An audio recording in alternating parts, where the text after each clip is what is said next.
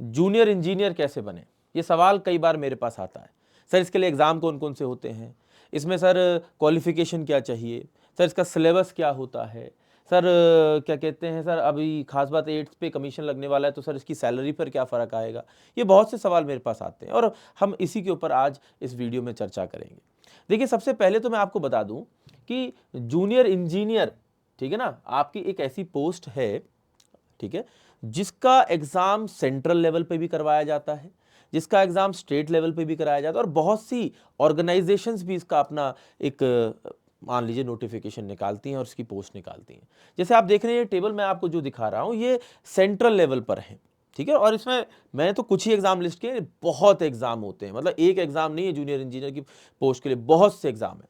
Central में staff selection commission, RRB, ठीक है ना, DVC, NPCIL, PGCL, NHPC, IOCL, DSSSB, ठीक है ना, ये बहुत से ऐसे एग्जाम्स हैं जो निकाले जाते हैं डिप्लोमा वाले बच्चों के लिए भी और डिग्री वाले बच्चों के लिए भी, ठीक है, मतलब एक एग्जाम नहीं है। और इसमें सबसे ज़्यादा जो लुक्रेटिव माने जाते हैं और सबसे ज़्यादा जो आप मान के चलिए सबसे ज़्यादा बच्चे अप्लाई करते हैं वो एसएससी और आरआरबी हैं, क्योंकि सबसे बड़े नंबर्स में वैकेंसी भी आपके लिए यही निकालते हैं। फिर स्टेट लेवल पे आप देखिए यूपी में भी वैकेंसी आती है, जेकेएसएसबी जेई में भी आती है, यूकेपीएससी, राजस्थान, पंजाब, असम, वेस्ट बंगाल, ये मैंने कुछ स्टेट लिस्ट किए हैं। ऐसे मध्य प्रदेश, ठीक है ना, महाराष्ट्र, हर एक स्टेट में हर एक स्टेट की अपनी एक जेई की वैकेंसी और एई की वैकेंसी आती है। यानी कि भरमार है हमारे पास स्टेट लेवल पर भी और सेंट्रल लेवल पर भी। और फिर जैसे फूड कॉर्पोरेशन ऑफ इंडिया एक ऑर्गेनाइजेशन हो गई, वो अपनी अलग से वैकेंसी निकालती है। तो ऐसे भी बहुत से हैं, है कि नहीं। तो आपके पास डिप्लोमा या डिग्री होनी चाहिए, और डिप्लोमा और डिग्री अगर आपके पास है तो एज अ डिप्लोमा होल्डर भी आप जेई की पोस्ट के लिए अप्लाई कर सकते हैं, एज अ बीटेक होल्डर भी अप्लाई कर सकते हैं। और कई ऐसे एग्जाम्स हैं जो सिर्फ डिप्लोमा को अलाउ करते हैं, कुछ ऐसे हैं जो सिर्फ बीटेक को अलाउ करते हैं, कुछ ऐसे हैं जैसे दोनों को अलाउ करते हैं। जैसे आप देख लीजिए UP triple S C JE, इसमें अभी थोड़ा सा विवाद है, ठीक है ना, डिप्लोमा और बीटेक को लेकर। लेकिन जैसे एसएससी जेई है, इसमें बीटेक भी अलाउड है और डिप्लोमा भी अलाउड है। डीडीए बीटेक भी अलाउड है, डिप्लोमा भी अलाउड है, ठीक है ना। आरआरबी है, बीटेक भी अलाउड है, डिप्लोमा भी अलाउड है, ठीक है। एपीएससी क्या करता है, कुछ वैकेंसी ऐसी निकालता है जिसमें सिर्फ डिप्लोमा के लिए होती है, कुछ बीटेक के लिए होती है। जैसे राजस्थान डिप्लोमा और बीटेक के लिए अलग अलग वैकेंसी निकालता है, जेई की पोस्ट के लिए। तो कुछ वैकेंसी अलग अलग भी आती हैं, कुछ कॉमन भी आती हैं, ठीक। अच्छा, इसमें आ जाती है सिलेबस की बात। जब देखिए सिलेबस नॉन टेक भी पूछा जाता है, टेक भी पूछा जाता है। और रही बात सैलरी की, ठीक है, सैलरी देखिए क्या है कि अभी तो ये स्ट्रक्चर है, 7th पे कमीशन चल रहा है अभी, तो आपकी इन हैंड सैलरी अगर आप, मैं सिर्फ एसएससी जेई को बेस मान के चलूँ अगर, तो लगभग 58,000 60,000 के आसपास बनती है, ठीक है। लेकिन जब 8th पे कमीशन लागू हो जाएगा, ठीक है ना, तो बैंड तो, पे लेवल बैंड तो नहीं चेंज होगा, लेकिन उसमें क्या होगा, आपका जो ये डीएनएस अलाउंस है, ठीक है ना, जो अभी लगभग 50% के आसपास वेरी करता है, ये जीरो हो जाएगा और ये आपकी बेसिक पे में ही इंक्लूड हो जाएगा, जिससे आपकी बेसिक पे बढ़ जाएगी।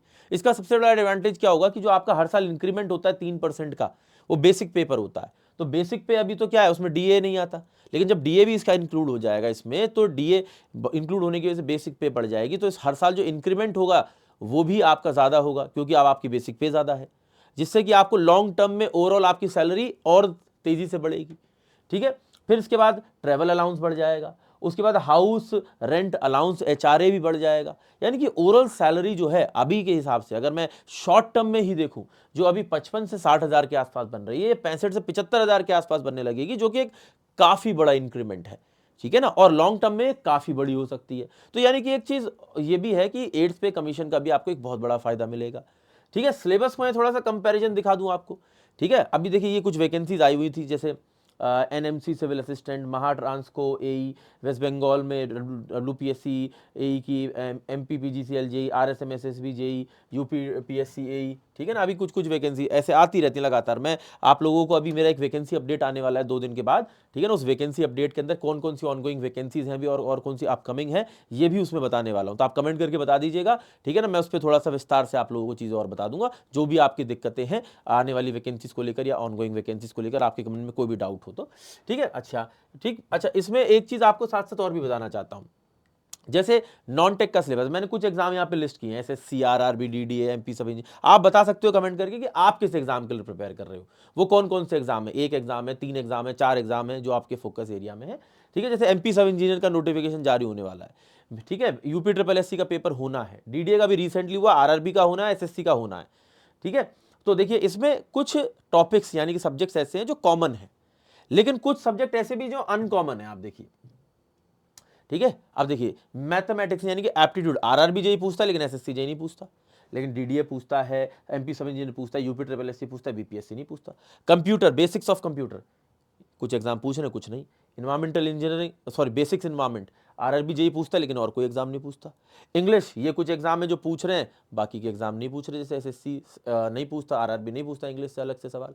हिंदी देखिए आप, इसमें एमपी सब इंजीनियर में आ रही, यूपी ट्रिपल एससी में आ रही, बीपीएससी में आ रही, लेकिन बाकी के एग्जाम में नहीं आ रही, है कि नहीं। तो कुछ एग्जाम ऐसे होते हैं, कुछ सब्जेक्ट्स पूछते हैं, कुछ नहीं पूछते, कुछ कॉमन सब्जेक्ट है, नॉन टेक में भी और सेम टेक के अंदर भी है। आपको दिखाऊं, जैसे ये आप जो कॉमन सब्जेक्ट्स आप देखिए सारे एग्जाम में कॉमन है, सारे एग्जाम में। डीडीए पहले इन सब्जेक्ट से नहीं पूछता था, अब पूछता है, 2023 से पूछता है, इसलिए मैंने लाल से हाईलाइट किया। लेकिन आप देखिए कुछ अनकॉमन दिखाता हूं। Construction planning MP sub engineer पूछता है, लेकिन बाकी के आप देखिए एग्जाम नहीं पूछ रहे हैं। बिल्डिंग कंस्ट्रक्शन एसएससी जेई लिखता नहीं है ऑफिशियल सिलेबस में, लेकिन पूछता है, ठीक है ना। और आरआरबी जेई तो भर भर के पूछता है। इंजीनियरिंग मैकेनिक्स आप देखिए कुछ एग्जाम है पूछ रहे हैं, कुछ नहीं पूछ रहे हैं। Building maintenance, building drawing, auto CAD, building finish, building construction और सुपर स्ट्रक्चर, ऐसे बहुत से सब्जेक्ट हैं जो कि कुछ एग्जाम पूछते हैं, कुछ नहीं पूछते, ठीक है। तो जब हम मल्टीपल एग्जाम्स के लिए फोकस कर रहे होते हैं तो हमारे लिए एक चैलेंज और भी आता है, और वो ये आता है कि भाई अगर मुझे मल्टीपल, जैसे मान लेते हैं मेरे को एमपी सब इंजीनियर का पेपर भी देना, आरआरबी का भी देना, एसएससी का भी देना और यूपी ट्रिपल एससी का भी देना, तो भाई कई ऐसे सब्जेक्ट है जो मैं आरआरबी के लिए अगर पढ़ रहा हूं तो मुझे यूपी में पूछा गया ये सब्जेक्ट नहीं पता है। अगर मैं इसके लिए पढ़ रहा हूं, ठीक है ना, तो कुछ मिसमैच भी होते हैं सब्जेक्ट। लेकिन मैं इसका भी आपको एक सोल्यूशन दे देता हूं, ठीक है ना। इसका आपको ये सोल्यूशन दे सकता हूं कि अगर आप मल्टीपल एजेई एग्जाम्स के लिए प्रिपेयर कर रहे हैं तो AJE super coaching one stop solution हो सकता है, क्योंकि आप सभी एजेई एग्जाम की क्लासेस एक ही सब्सक्रिप्शन में कर सकते हो, और वो है एजेई सुपर कोचिंग, ठीक है। दिखा भी देता हूं, ठीक है। उसके बाद चूज आपको करना नहीं करना है, ठीक है। जैसे हम जनरली आप क्या करते हैं, जब भी कहीं पढ़ते हैं तो आप एक पर्टिकुलर स्पेसिफिक बैच के लिए, एक एग्जाम के लिए एनरोल करते हैं, ठीक है। वो ऑप्शन तो हमेशा आपके लिए खुला ही रहता है, ठीक है। तो यूट्यूब में जाएंगे, एईजे टेक्स्ट बुक सर्च किया, जो वीडियो आप देख रहे हैं ऑलरेडी, या वीडियो के डिस्क्रिप्शन में चले गए।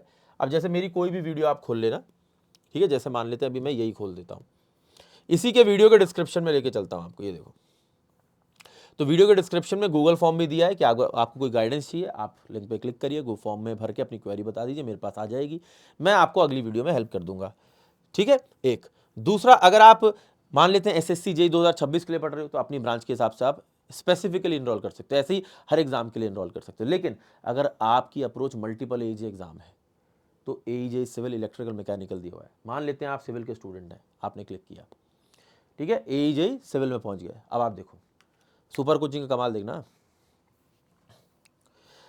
मान लेते हैं एसएससी जेई के लिए पढ़ रहे हो, अभी एसएससी जेई सीबीटी 2 का पेपर होना है, ठीक है। तो जो बच्चा 2025 में पेपर देने जा रहा है वो एसएससी जेई सीबीटी 2 की क्लास भी इसमें कर सकता है, ठीक है। और 2026 का जो नया बैच शुरू हुआ है 2026 के कैलेंडर के हिसाब से, उसकी क्लास भी कर सकता है। और जो बच्चा दूरदर्शी है, ठीक है ना, इस बार एलिजिबल नहीं लेकिन अगली बार एलिजिबल होगा, वो 2027 की क्लास भी इसमें कर सकता है। आरआरबी जेई सीबीटी 1 सीबीटी 2 पढ़ना है, BTSC, MP sub engineer, MPPSC, जिस एग्जाम के लिए आप पढ़ रहे हो, वन स्टॉप सोल्यूशन, सारे एग्जाम्स की टेस्ट सीरीज, ठीक है ना, उसके एग्जाम पैटर्न, उसके डिफिकल्टी लेवल के हिसाब से, सारे एग्जाम्स के study notes, tech non tech के, ठीक है ना। और तो और बुक भी एक मिलती है जो ऑल एज एग्जाम्स को फोकस करके बनाई गई है, और वो आपके घर पर डिलीवर होती है विद डिटेल्ड सोल्यूशन, आंसर की, एंड हर एक क्वेश्चन के साथ दिया है उसका टाइम टू आंसर, कि भाई साहब इस क्वेश्चन को आपको कितने समय में आंसर करना चाहिए, और ये किसी और बुक में अवेलेबल नहीं है, ठीक है। अच्छा, इंपॉर्टेंट बात क्या है कि सवाल बनता है कितने का हमें मिल रहा है, तो मैं आपको बता देता हूँ, रिपब्लिक डे की सेल की वजह से ये आपको रिड्यूस प्राइसेस में मिल रहा है, जो कि कल 26 जनवरी खत्म होने के बाद, ठीक है, आपको यही 4800 रुपीज़ का मिलेगा, जो अभी आपको 3576 का दिख रहा है। अच्छा, मैं इसमें अप्लाई कूपन भी लगवा देता हूँ, शुभम सर, ये देखो, शुभम सर लिखते ही ये 3320 में हो जाएगा, ठीक है ना। हाईली रिकमेंडेड है कि बच्चे ज़्यादातर 6 मंथ्स का प्रेफर करते हैं, लेकिन मैं आपको बता दूं, जब आप इंजीनियरिंग एग्जाम्स की तैयारी करते हैं, आपकी जर्नी सीबीटी 1 सीबीटी 2 को होकर गुजरती है, और 6 महीने से ज़्यादा समय लगता है, इसलिए हाईली रिकमेंडेड है मेरी तरफ से कि आपके पास 12 महीने का होना चाहिए, अभी रिड्यूस प्राइसेस पर है तो और भी इजी हो जाएगा, वरना ये आपको एक ही दिन के बाद 26 तारीख के बाद ये मिलेगा अप्रॉक्सीमेटली शायद 5700 या 5800 का। तो अभी अपॉर्चुनिटी भी है, ग्रैब भी कर लो, और आपके पास पूरी गाइडेंस भी है। कोई दिक्कत होती है तो हम अवेलेबल हैं, अंदर आपके लिए गाइडेंस सेशन से लेकर आपके एक लाइव क्लासेस, स्ट्रक्चर्ड क्लासेस से लेकर सब कुछ होता है। आपके पास अगर सुपर कोचिंग है तो आपको कुछ और लेने की ज़रूरत नहीं है, ठीक है ना। अगले 1 साल तक और कोई वैकेंसी आएगी तो उसकी क्लास भी इसी में ही होगी। जब तक आपके पास सब्सक्रिप्शन है तब तक आपको कुछ और करने की ज़रूरत नहीं है। कोई और भी डाउट आता है तो आप वीडियो के नीचे कमेंट कर सकते हैं, अपनी बात मुझ तक पहुंचा सकते हैं।